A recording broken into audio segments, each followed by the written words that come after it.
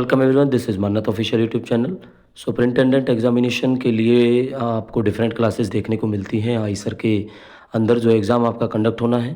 तो अब ये कि प्रपोज्ड शेड्यूल है, अगर इस शेड्यूल के अकॉर्डिंगली आपका एग्ज़ाम होता है तो 1 मंथ से कम टाइम आपके पास रह जाता है। 2 क्लासेस स्पेसिफिकली हम आईसर तिरुपति के लिए आपको करवा चुके हैं और आज थर्ड क्लास है जो हम स्टार्ट करने वाले हैं।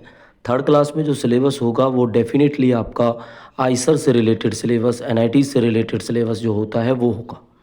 इसके अंदर आज आपको क्रेडिट्स के बारे में पढ़ाएंगे कि कोर्स के क्रेडिट, जैसे आपने देखे होंगे आपके डिफरेंट एग्जामिनेशन जब होते हैं, हर एक सेमेस्टर का सिलेबस डिफाइंड होता है। उस सिलेबस के अंदर किस टॉपिक का कितना क्रेडिट है, किस सिलेबस से कितनी चीज़ें पूछी जाएंगी, वो सारी चीज़ें आपकी इस क्लास के अंदर के लिए। बच्चों विदाउट एनी डिले स्टार्ट करेंगे आपकी क्लास, जिसमें आज बताएंगे आपको क्रेडिट्स और असेसमेंट ऑफ कोर्स के बारे में। तो देखो क्रेडिट होता क्या है। Each course has a certain number of credits assign to it based. किसके ऊपर बेस्ड होते हैं ये क्रेडिट्स? आपको पता है नंबर ऑफ लेक्चर्स पे, ट्यूटोरियल्स पे, लैब कॉन्टेक्ट आवर्स पे हर वीक। एक वीक के अंदर कितने लेक्चर होने हैं, कितने ट्यूटोरियल आपके होने हैं, कितने लैब में आपकी प्रैक्टिकल होना है, उसके हिसाब से डिसाइड होता है क्रेडिट। क्रेडिट आपका रिफ्लेक्ट भी करता है जितना भी टाइम आप सेल्फ स्टडी में प्रिपेयर करते हो आउटसाइड क्लास आवर्स। मान के चलो आपकी क्लास 1.5 घंटे होती है डेली किसी सब्जेक्ट को लेके, और उसको पढ़ने के लिए भी आपको 1-1.5 घंटा चाहिए, तो उसको भी जोड़ के क्रेडिट निकल के आता है। ठीक है, तो अभी ये चीज़ कोई बहुत बड़ी बात नहीं है, आपकी क्लियर हो जाएगी कि क्रेडिट एक्चुअल में होता क्या है। ठीक है, चलो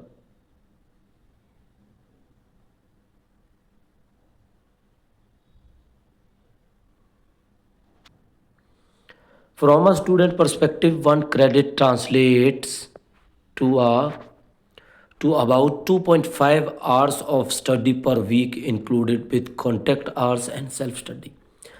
हर एक वीक के अंदर कितना आपने खुद से पढ़ा, कितना आपको क्लासरूम के अंदर पढ़ाया गया, वो स्टूडेंट के पर्सपेक्टिव से भी आपको पता होना चाहिए। तो जितना आप देखते हो, 1 क्रेडिट का मतलब लगभग 2.5 घंटे की सेल्फ स्टडी होती है। अगर मैं बोलता हूँ किसी कोर्स को 80 क्रेडिट्स है, तो 80 क्रेडिट्स का मतलब हुआ कि 1 क्रेडिट के लिए 2.5 घंटे आपको प्रिपेयर करना पड़ेगा एक वीक के अंदर। पर डे नहीं है, ये वीक के अंदर है। ठीक है, तो इस हिसाब से आपका जो टोटल सेमेस्टर का ड्यूरेशन है, उस ड्यूरेशन के अंदर कितने क्रेडिट्स हो जाएंगे वो आपको देखने को मिलते हैं जब आप शीट देखते हो। तो ऐसी ही एक शीट आपको दिखाएंगे, आपको क्लियर हो जाएगा। ठीक है, ये आ गया आपका semester wise distribution of credits. इसको आपने फोकस करना है और ये इंपॉर्टेंट है, इसका आपने ध्यान रखना है। ठीक है, ये देखो सेमेस्टर 1 से लेके 4 तक 90 क्रेडिट्स होते हैं, 5th से लेके 8 तक 84 क्रेडिट्स होते हैं, और 9th 10th में जब आपका प्रोजेक्ट वर्क होता है तो केवल 36 क्रेडिट होते हैं। तो टोटल आप एक डिग्री के अंदर देखोगे आईसर के अंदर तो 210 क्रेडिट्स आपको देखने को मिलते हैं। कितने मिलते हैं टोटल? 210। टोटल 210 क्रेडिट्स का आपको सिलेबस देखने को मिलता है ड्यूरिंग द डिग्री ड्यूरेशन। आपका 3 साल की डिग्री है, 4 साल की डिग्री है, उसके अकॉर्डिंगली आपको ये टोटल ड्यूरेशन देखने को मिलता है। ये डिस्ट्रीब्यूशन आपका क्रेडिट्स का होता है। ठीक है, तो ये आपने याद रखना है, पेपर के पॉइंट ऑफ व्यू से आपके लिए ज़रूरी होगा। इसके बाद आ जाते हैं किस बेसिस पर आप असेसमेंट के कंपोनेंट्स में कितनी वेटेज डिसाइड करते हो। देखो सेमेस्टर के एंड के एग्ज़ाम होंगे, उसका 30 से 40% आपका वेटेज होगा। मिड सेमेस्टर के एग्ज़ाम होंगे, उसका 30 से 40% होगा। और कंटिन्यूस जो असेसमेंट जो क्लास के अंदर चलते रहते हैं, टीचर्स नॉर्मली आपका टेस्ट लेते रहते हैं, उसका भी 30 से 40। तो इसमें तो कोई बड़ी बात नहीं है याद रखने वाली, because every component of assessment including end semester examination, mid semester examination and continuous assessment all are 30 to 40% weightage। ठीक है, तो all having weightage of 30% to 40%। ठीक है बच्चों, चलो इसके बाद ये एक इंपॉर्टेंट चीज़ है जो आपको पढ़नी पड़ेगी कि जो सेमेस्टर 5 से 8 तक का हमने बताया 84 क्रेडिट्स। ठीक है, ये देखो ये 84 क्रेडिट्स हमने आपको बताए थे। इसमें है क्या? तो ये टोटल 4 सेमेस्टर के अंदर देखने को मिलेगा। कौन कौन से? 5, 6, 7 and 8। Minimum credit her semester के अंदर 18 होंगे और मैक्सिमम 25 होंगे, तभी तो 84 बनेगा। ठीक है। एफ ग्रेड अगर किसी कोर्स के अंदर आ जाती है आपकी, तो इसका मतलब है एब्सेंस या फेल्योर, कि भाई बार बार आपको मौका दिया गया, बार बार आप फेल होते गए तो एफ ग्रेड मिलेगा। ठीक है। अगर एफ ग्रेड मिला है तो रिपीट एग्जामिनेशन के लिए भी आप अपीयर हो सकते हो सब्सिक्वेंट सेमेस्टर के अंदर। ठीक है, आने वाले सेमेस्टर के अंदर। तो कुल मिला के क्या कहना हुआ कि 9 सेमेस्टर्स तक CGPA आपकी मस्ट बी मोर देन 5। 5 से ज़्यादा ग्रेड पे आपका होना चाहिए, 5 पॉइंट से ज़्यादा, नहीं तो आपको फेल माना जाएगा। और जो 5 पॉइंट से ज़्यादा है या 5 पॉइंट है, उसमें आपकी कोई एफ ग्रेड नहीं होनी चाहिए, क्योंकि एफ ग्रेड एक फेल्योर ग्रेड होता है। ठीक है।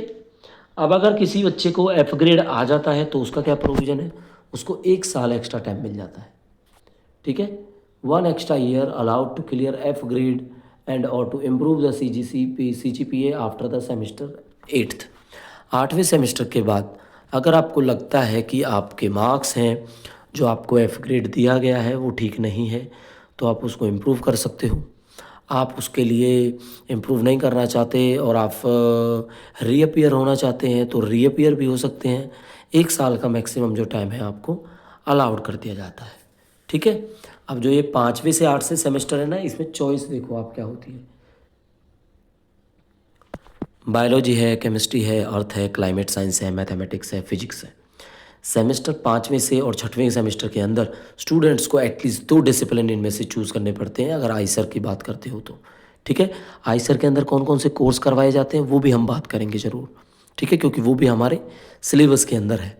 Program offered by Eicher.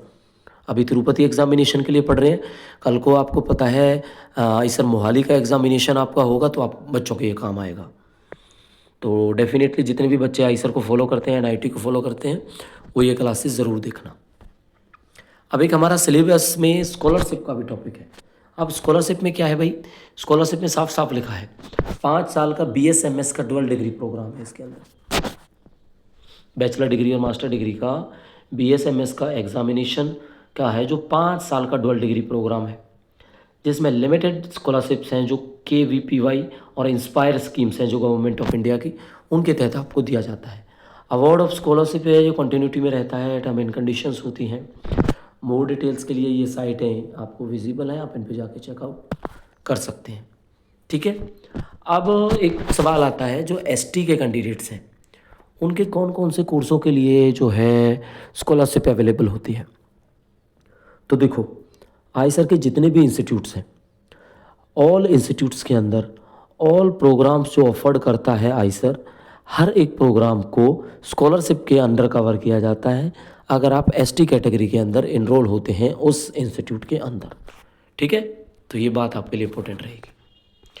National scholarship का पोर्टल भी है, इस पे जाके आप एप्लीकेशन कैसे करना है, processing, sanction, dispersal, everything students को इनेबल कराया जाता है।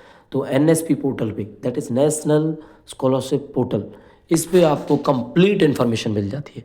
फॉर्म भरोगे आप इसी पे ट्रैक करोगे एवरीथिंग।